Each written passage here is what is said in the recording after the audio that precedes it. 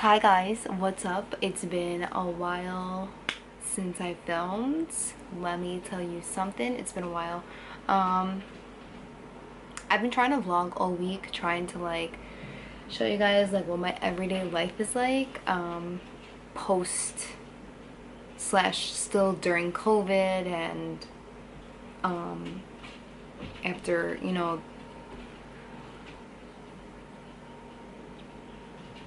I don't want to say after because we're still in the Black Lives Matter movement, but that now it's not just talked about a lot and all that.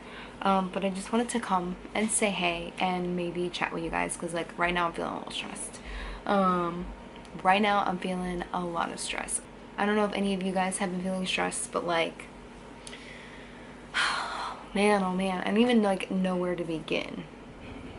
I don't even know where to begin. We started off with this year was just let me tell you something. Death is a trigger for me, for my anxiety, and then Kobe Bryant died and I felt as if I knew him. The sadness that was encompassing my body, it was just oh my god, could you imagine if I was actually related to this guy or I knew this guy? I think the whole world felt that sadness, and then we had finally moved on from it, and we were starting to live again, and then all of a sudden COVID happened. And then I was working the whole month of March pretty much. New York didn't go into a lockdown until about the last week or two of March, and I was still working for just 2 weeks. I was really uncomfortable. I didn't really want to work a lot. I just I have very bad anxiety, and if I can control at least somewhat of my anxiety, I will. And I wanted to tackle it head on. In the beginning, I wasn't having as much anxiety about COVID, but then being in quarantine, watching the news, all that stuff, I was building up so much anxiety from it, and I was pretty much home the whole month of April and the whole month of May. I went back to work on June 1st, and it's been crazy. What have I even done during quarantine? During quarantine, all I did was pretty much I filmed a lot, and it might not even seem like I did film a lot, but for me, I filmed a lot. I was filming 2 to 3 videos a week, which is really good for me. I was trying to film as many TikToks as I could, but honestly, I need the instruction manual for TikToks because I just don't get it. And I was trying to do my makeup and do things that will help ease my anxiety. I had no motivation to work out, but I didn't gain any weight during quarantine, so I consider that a win-win. And quarantine sucks because you go from, it sucked because you went from seeing all these people every day, your friends, your family, boyfriend, etc., and then you just see the people you live with, and it's not that big of a deal, but, and I'm the type of person where I like my space. I love my boyfriend, but I like having my me time as well. But I literally didn't see my boyfriend for about 2 months. It was great. It was crazy. If I saw him, it was for 2 seconds from the car. I was super far away from him because he is an essential employee. He was still working, so I didn't want to go near him because I wasn't working. You know what I'm saying? So, and I live with people who are high risk, and it was just a very, very nerve-wracking time. Fast forward to the end of May, my anxiety was super crazy. I work in a dental office. I was still kind of working from home, trying to order supplies, make sure we had an ample amount of PPE, but it was impossible to get PPE. And it's so crazy because I don't think I've ever actually sat on camera and told you guys what I do for a living that pays my bills. And I'm a full-time dental assistant. I'm pretty much head dental assistant, so I'm in charge of ordering people's schedules, all this stuff. I feel I do a lot more than that, but officially that's just my title. So I was still home. I was home, but I was still kind of working, I guess, from home, if they needed me to order supplies, because my job was still open for emergencies only. So if they needed supplies by any means, I got it for them. but just trying to get as much PPE as you possibly can was just super, super hard. And it was hard for me to get it, and I can't imagine how hard it is for hospitals and doctors' offices and all that to get it as well. Like, it was just it and it still is really hard, and it's really crazy. And that was just like so overwhelming to begin with, and my anxiety was stemming from not going, like, from going back to work and then not being protected enough, not having the correct PPE, not having the correct masks, the correct jackets, you know, hair nets, shoe covers, like the whole thing. But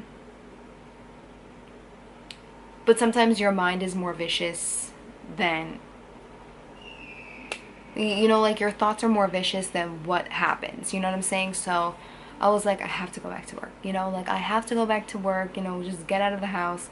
And we are very cautious, we are very protective, we are following every single protocol, the office that I work in, and everybody wears a mask, everybody has a disposable lab coat on, we wear gloves, we provide patients with pens, we let them keep it, we provide patients with masks if they don't have any. We have a limited hours, limited schedule. We elongated appointments, so we had enough time for the rooms to be sterilized in between. It's like, it's so crazy, and my anxiety right before going back to work was way worse than the anxiety I had actually working. Working was not as bad as I thought it would be. It actually worked out really, really well. I'm really happy that I'm back. I missed my coworkers. My coworkers are like a second family, you know, like they are. I'm very close with my coworkers, which is amazing. Like, I love that I get along with all of my coworkers. I don't think I could work in a place where I don't get along with everyone. And like the anxiety and the stress of that. I mean, and it still is very stressful, like trying to get a lot of supplies that you need just to protect yourself. It's very, very hard. And hygienist assistants and dentists are up there on, you know, the list of most at risk. So it's very nerve-wracking. And what I can say from working for about 2-3 weeks now, is like, if you go to an office, make sure you have your own mask, your own hand sanitizer. I mean, my office, we supply hand sanitizer, and I'm sure other offices are as well. Bring your own hand sanitizer, just because a lot of people don't like touching the pump, which is like, you know, which is obviously self-explanatory. I mean, I don't get it. It's kind of common sense. And then you like touch things in between. I mean, we do require patients sanitize before we see them, but I mean, you end up touching your phone, your wallet, you put your bag on the hook. I mean, your hands, you know, you're just touching, you know, repetitive things. Anyways, so bring your own mask, bring your own, you know, hand sanitizer, just so you can keep sanitizing, you know, throughout your stay at the office. Bring your own pen. You're gonna fill out a lot of COVID paperwork. You're gonna fill out some things, you know, bring your own pen. In my office, we've been supplying pens, and then we've been letting patients keep the pens. And just like being nice, being on time. Being on time is so important, especially now during during COVID.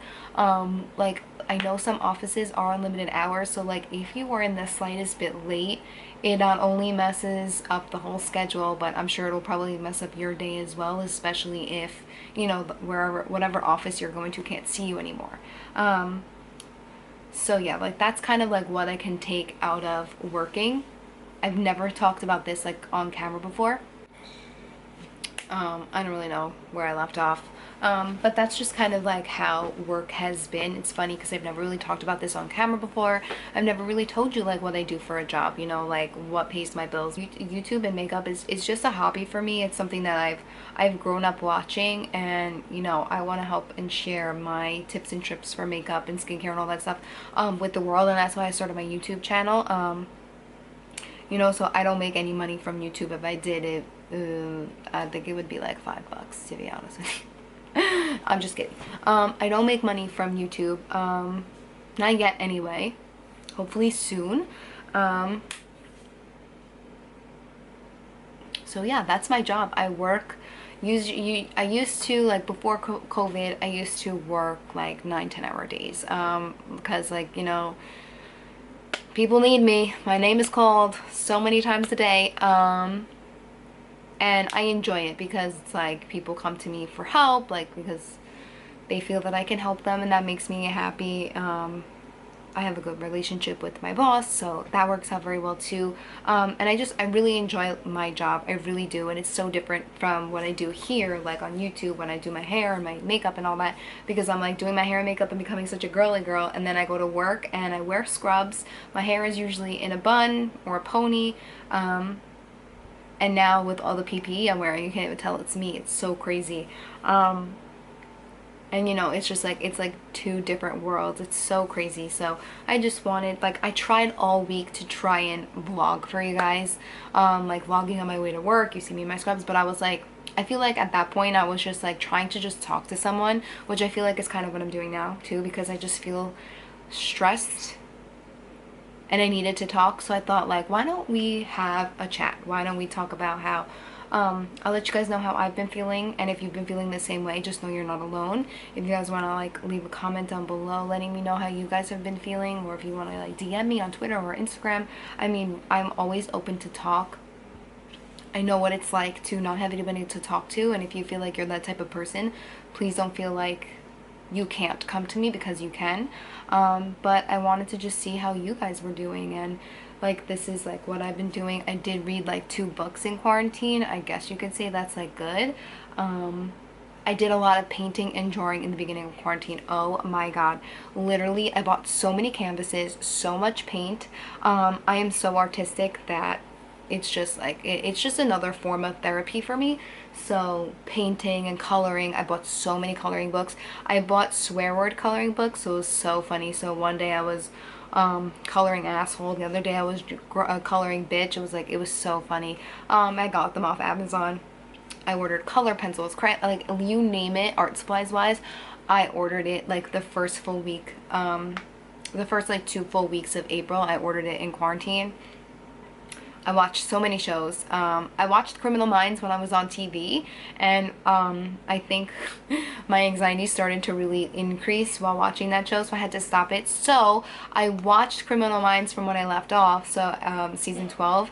So I watched 13, 14, and 12, 13, 14, and 15 while I was home, just so I can finish the series, because I've watched it, you know, growing up.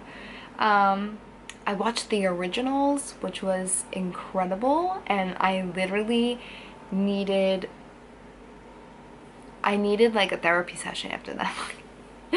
Like, that show fucked me up. It was, oh my god, it was so good, but it was so annoying.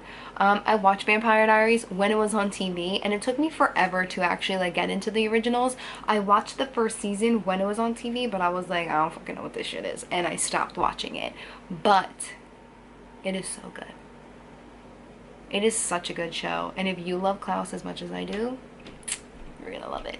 I watched Sex in the City. You guys might never believe me, but I've never actually watched Sex in the City in its entirety. I've maybe seen like episodes and like clips here and there, but I've never watched it from start to stop. So I watched the full series of Sex in the City, plus I watched the 2 movies, which I've seen already.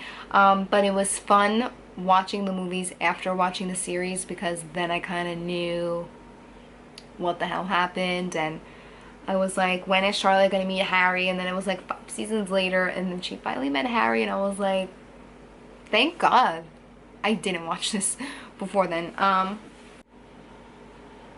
don't know what happened. The camera just stopped working. My sister had a baby. We couldn't go to the hospital to see, so a few days later they came home. We were able to like see them, you know, like the first few days when they were home, and then like we went on lockdown, and I was like, and I was actually still working at the time, so I stayed away. And then I got laid off, so I was home. So like 6 weeks, 5-6 weeks into quarantine, we started to see each other. Family wise, like my siblings, we all knew that we weren't anywhere, we weren't out. You know, whoever went to a supermarket, they were like the designated supermarket person, which was my dad, because he drives. So like, he didn't really come around as much as like if we were all together. I have a backyard. We always wore our face masks. You know, we didn't really touch or hug each other. We're not that type of family anyway. So we didn't have to worry about that. But you know, we started to open up our circle because we were always together. And, you know, we are always together. Like, they're always here. Like, I have nieces and nephews. We're always together. We're always hanging out. And we were like, you know, we have to, like, start opening our circle a little bit. And, you know, we have a backyard. Like, I have a backyard. So, you know, we weren't in enclosed spaces. We weren't breathing on each other. We were wearing masks. We were doing all the proper things, you know, just to, like, start seeing people again. And then a week before I went back to work, I started seeing my boyfriend. And yeah, I think every day you get anxiety because you just don't know. But the way I feel like you kind of have to live right now is you have to treat everybody as if they have it. So you have to be careful. You have to wash your hands. If you go outside, come home, immediately change your clothes, go in the shower, you know, things like that. I mean, I'm not a healthcare professional or anything like that, but this is just like my point of view, my opinion. Obviously wash your hands daily, all that fun stuff. But yeah, that's pretty much it. I mean, and then I went back to work. Like, just when you start to think that the world is getting better, and an innocent black man dies, and the world woke up. The world woke up like, man, like, I think some people are still waking up. Like, some people still don't get it. That, like, Black Lives Matter. And I hate when people say all lives matter, because if all lives matter, we wouldn't be fighting for Black lives' rights. We wouldn't be fighting for Black lives right now if all lives mattered. And I've been very vocal about this on my Instagram, if you guys haven't seen, and on Twitter. I've shared so many petitions. I've signed so many petitions. I've donated. I am always educating myself. I am always reading, listening. I'm doing the best that I can. I am advocating for the Black community. I am learning how to be a better ally. Learning what other things that I can do to help the Black community and to help, like, Black brothers and sisters. Like, I'm fighting for a change for them, because it's about time. Like, how many innocent Black lives have to die before we see it change? And in the beginning, it was, like, super overwhelming, because, like, you know, I didn't know half of these stories. I didn't know. I don't know if it's because the media didn't put these stories, like, in a spotlight, or if it's because of my own ignorance. I don't know what it is. But I learned, and I read, and I signed every petition I could. It's like in the beginning I was really emotional and I was really overwhelmed by it, and I felt bad because I really needed a break. Like, I needed a break from Twitter. I needed a break from social media, because it was just like, it was like, the stories were just so heartbreaking, and I needed to step back. But I felt bad if I was stepping back, so I stayed in it. I just removed Twitter from my homepage, because Twitter, like, one minute Twitter is so funny and it's like the best app ever, and then it's like you see something and it's so real, and it's like, this is truly what's going on in the world, and, like, this is not right, and then you just get so wrapped into it, and then you just feel like, how have you not known that this is what's going on? I'm sorry, I had to switch to my phone because that camera just kept overheating. But I had to just, like, I felt bad for taking a break, and I felt bad for, like, giving myself a minute to breathe. But I was like, this is something I feel very passionately about. And, you know, I had a conversation with my boyfriend the other day, and it was a few weeks ago, and he was like, have you ever felt this way when, you know, this has happened in the past? And the answer was no. Like, I've never felt this way before. Like, I was always angry and upset that it happened, when it happened in the past. But this time I was angry. I was angry for the Black community. I was upset for them. I was feeling every emotion for them,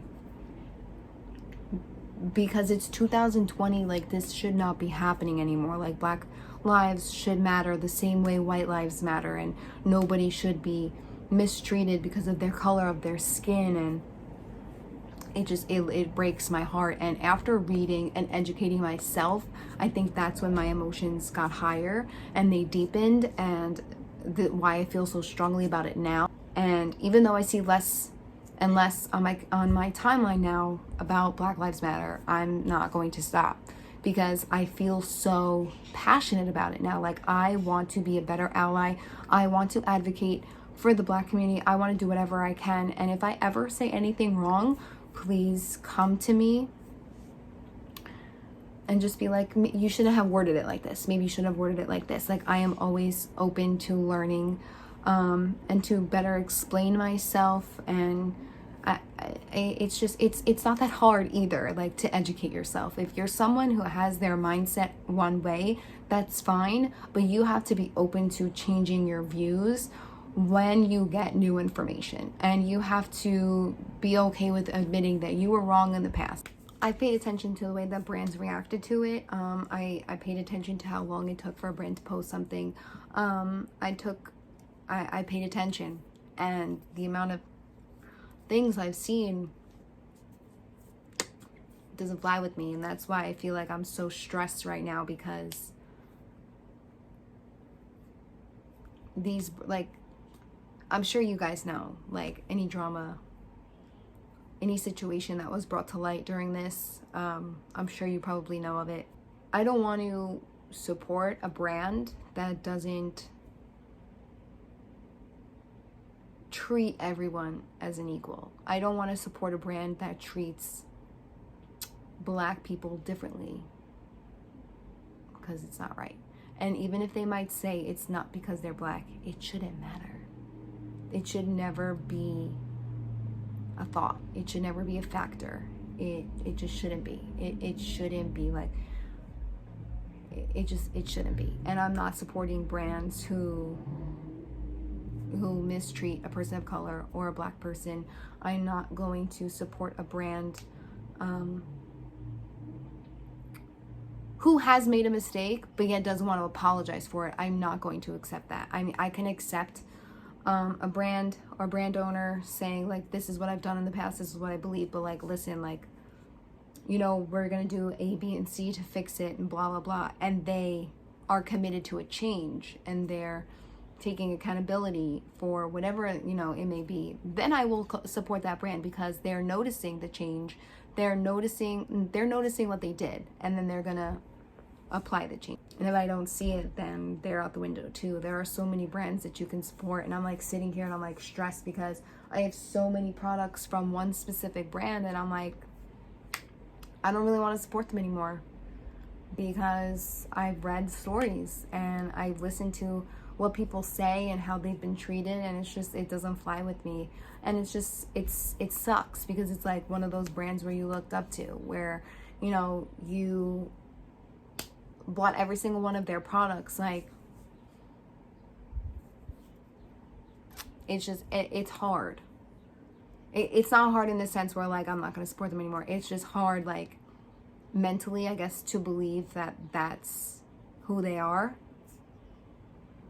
And if a brand ever did something wrong and they said, hey, look, we're sorry we went about that way, we want to make it right, XYZ, and they made it right, and they made a change, and they did something to correct their mistake, I would definitely still support that brand, because they take accountability for their actions,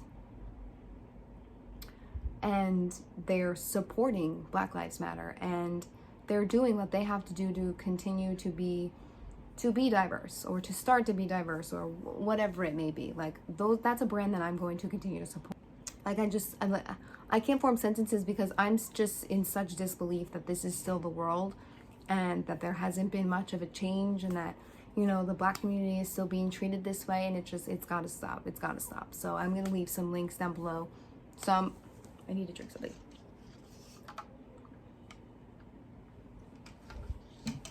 I'm gonna leave some links down below, petitions, donations, anything like that.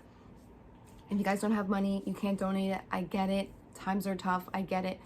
If you have any points saved in Sephora was actually doing something where you can redeem X amount of points and they'll donate X amount of dollars to a foundation, to an organization. So if you guys have any saved Sephora points, I think it's like 750 and over, you can redeem them. If you don't have the money, that's fine. I will leave some informative links, petitions, anything like that down below so you guys can check it out. I know you guys have probably seen a ton. But like, I just feel like the world needs like a really big hug right now, and it's just like, it really is upsetting and it's overwhelming. I get it. And if it feels like it's too much for you, you can take a step back, but don't forget to step back in. Don't forget that, you know, your voice matters, your platform matters, whether you have 30,000 followers to 3 million followers, or, you know, if you just have 30 followers, your voice still matters, you know, take action, do things that you never thought, you know, would make a difference, you know, like stand up to your friend or a family member if they said something racist. Correct them, teach them new ways, do what you gotta do. Be a better ally, learn how to be a better ally. Read books, listen to stories, read these articles of these innocent people whose lives were taken, and for some for literally no reason whatsoever. It makes me so sad. Like, it really does. Me and my coworker, we talk about this pretty much 2 to 3 times a week, sometimes even more, honestly. We're just like, we can't believe it. You know, if you feel comfortable going to a protest, go to a protest. Don't loot. I don't agree with the looting. I'm sorry. I don't agree with the looting or the rioting. I feel like there are mixed opinions about the looting and the rioting. I mean, like, businesses have been destroyed. Near me, I'm in New York. I don't live in the city per se. I live in a borough. Destroyed. Like some not even reopening. The looting, I don't support it. I'm sorry. I don't condone violence. I know why people are looting. I understand it. But it doesn't mean that I have to agree with it. I understand it. I get where they're coming from. But if we all use our voices together, maybe people wouldn't have to loot, and maybe we can actually do something to make a change. That's just my opinion. I mean, please feel free to correct me if I'm wrong down below. I mean, keep it nice. Let's keep it kind. I mean, like, we all just have to be kind to one another. It's really not that hard to be kind to one another. It should be second nature. I mean, it's just, it's a lot. I'm sorry, I kind of went on a tangent here. I just really wanted to sit down and talk to you guys about everything. Maybe you guys are feeling the exact same way. I want to place an order really soon for Black-owned beauty brands. So if you guys have any of your favorite Black-owned beauty brands, let me know down below. It could be skincare, hair care, makeup. Please let me know. I placed an order with JD Glow Cosmetics. I can't believe it took me that long to purchase from them because the eyeshadows are insane. They're so freaking beautiful. I cannot believe it took me that long to order from them. But let me know some of your guys' favorite Black-owned beauty brands. I'd really love to support them. You guys know I'm diehard for Fenty. Let me know other brands. They can be indie brands. They can be startup brands. I don't care. Let me know down below. Don't forget to check this. Don't forget to check the description box down below. I will leave some helpful links and petitions and all that fun stuff down below for you guys to sign. Wash your hands, social distance, do whatever you have to do to keep yourself sane, to keep yourself mentally stable. Research, learn, do everything you possibly can. Let's make 2020 like the year of change. Like, I know we said this year sucked, but maybe this is the year where everything changes. So let's see. I have high hopes for the end of the year. Like I have high hopes for the end of the year. Maybe I shouldn't jinx it because this year has been garbage. I have to say, this year has been garbage, but you never know. So I love you guys. I hope you guys are doing well. Stay safe. I love you. I will see you guys all in my next video. Bye.